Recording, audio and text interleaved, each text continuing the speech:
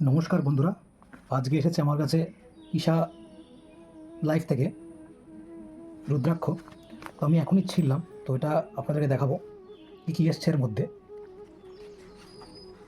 প্রথমে এসছে এই আদিয়োগীর একটা ফটো।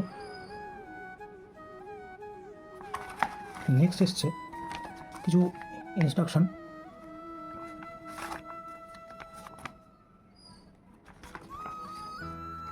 এর মধ্যে আছে অভয় সূত্র,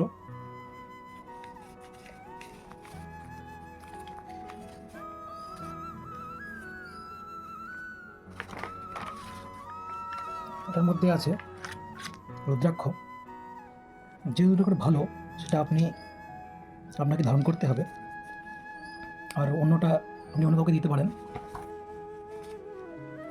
এর মধ্যে আছে সুতো, যা আপনি রুদ্রাক্ষ পরতে ব্যবহার করতে পারেন।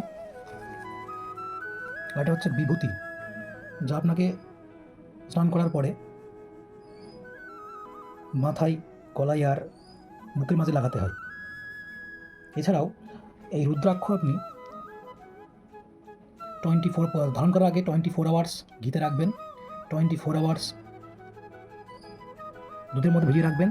তারপর বিভূতি দিয়ে ভালো করে মুছে আর গঙ্গা জল দিয়ে ভালো করে ধুয়ে আপনি কালো সুতো দিয়ে বা কপার চেন দিয়ে ধারণ করতে পারেন। আপনার এই আদিয়োগী ছবিটা ধ্যানের জন্য দেখাতে পারেন বাড়ির পূর্ব দিকে, খুব ভালো।